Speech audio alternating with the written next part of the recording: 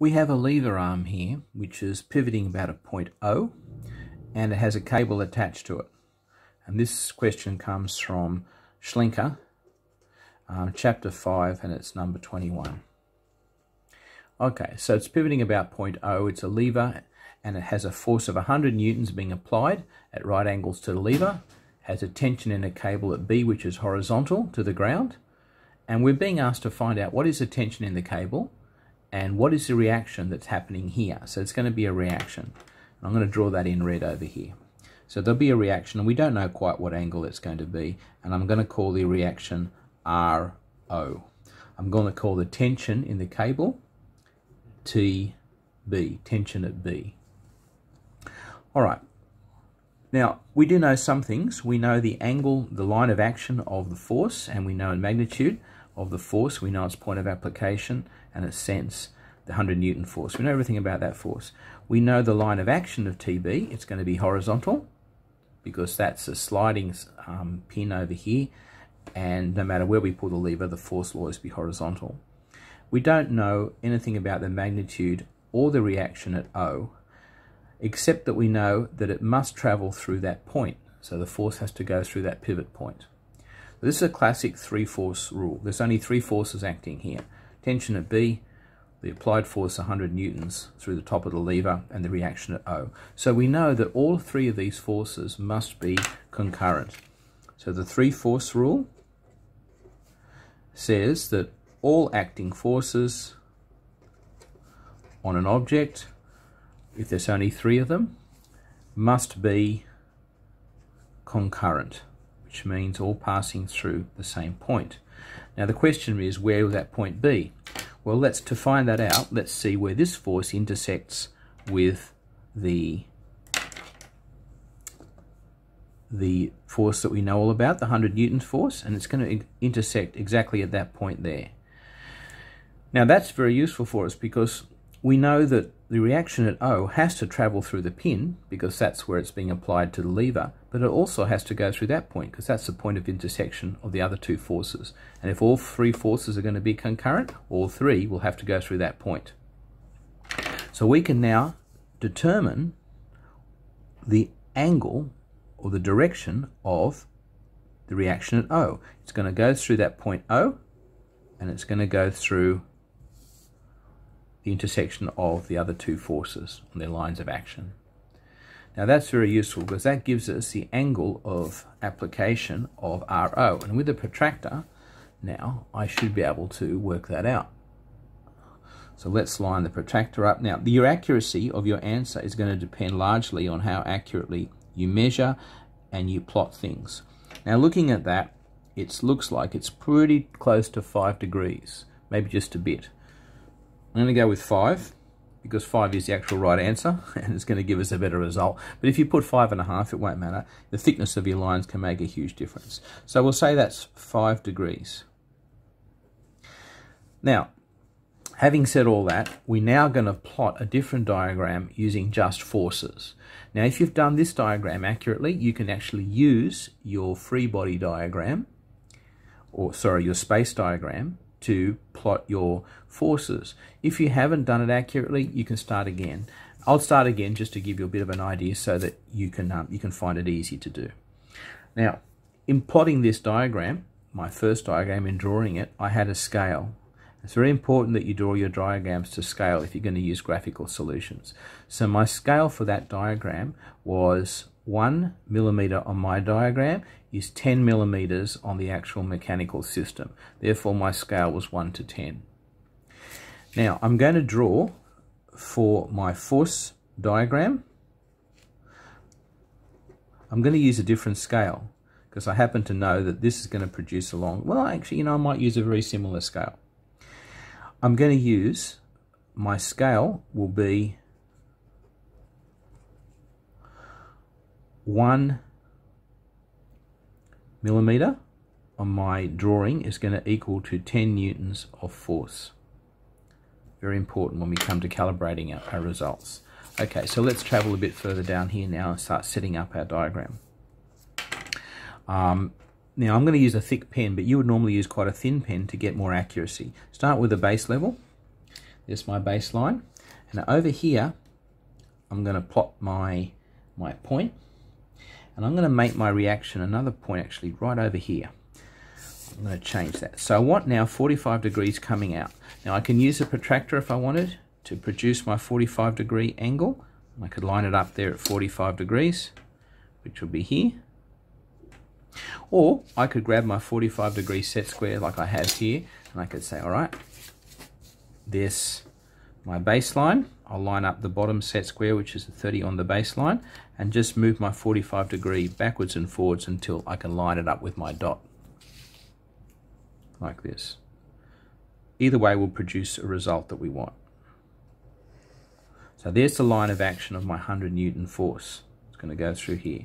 Now, according to my scale, 1 millimeter is 10 newtons. So 100 newtons is 10 millimeters. So if I measure very carefully, and again, your accuracy will be important here. I'm using a thick pen, which is not ideal, but at least it helps you see what I'm doing. So I'm measuring up here. Make it a little bit larger for you.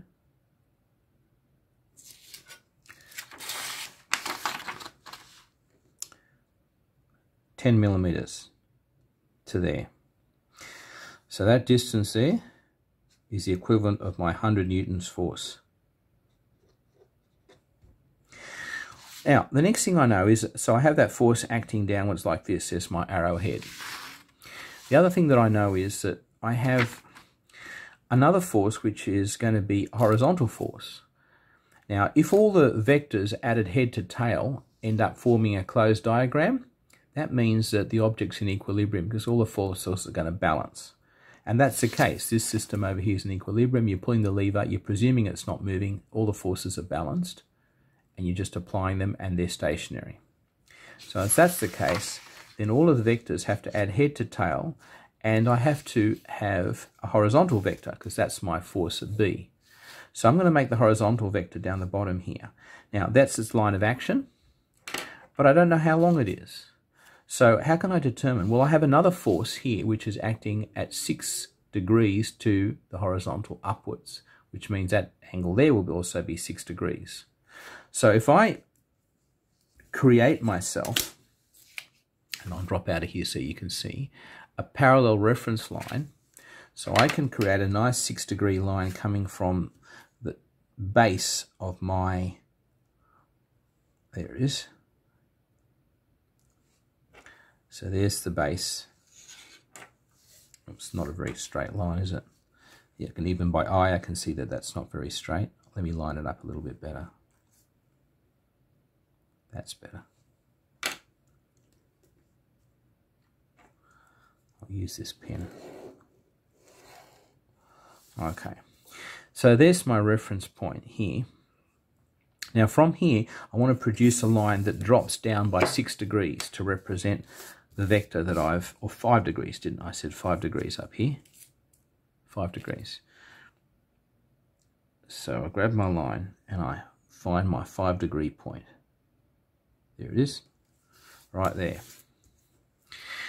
And now I'm going to create a line that's going to go through the base of my 100 Newton vector, and it's going to intersect this other vector, the horizontal vector, like that.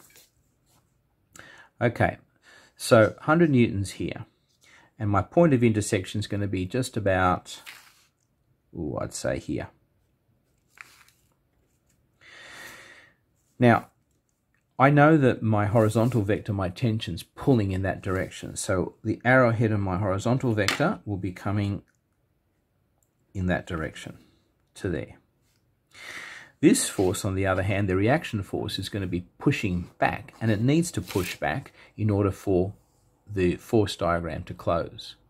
So this will be the direction of my resultant vector. So that will be RO from here to here, and this will be TB from the point of the 100 all the way to the end. So what are their values now? I know that this is 5 degrees, that angle. What are the magnitudes of the vectors? Well, I only need to measure them now. So if I measure and place my ruler on here, measure them nice and carefully, I'm coming up with this distance here being about 92 millimeters. So TB is going to equal to 92 millimeters multiplied by my scale. My scale is 1 millimeter is 10 newtons. So I'm going to write that as 10 newtons per millimeter. Cross out the millimeters. I'm left with 920 newtons as the force of TB acting horizontally to the right. What about RO? Well, RO, if I measure RO, it looks like it's 82 millimeters. There we are, about 82.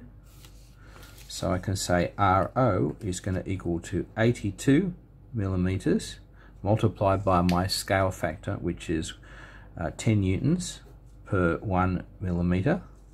Cross out the millimeters, 820 newtons.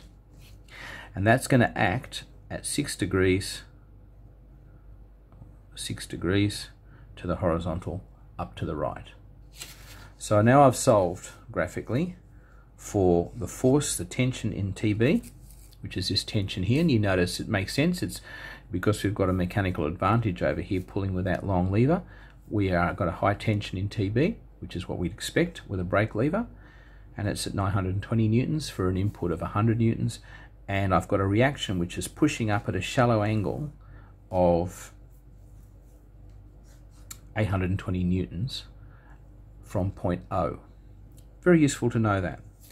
So there's the solutions. Now these vary slightly from the actual answers. It would be because the accuracy of my measuring with this thick pen will produce a substantial difference in terms of intersection points here, which then produces different measurements.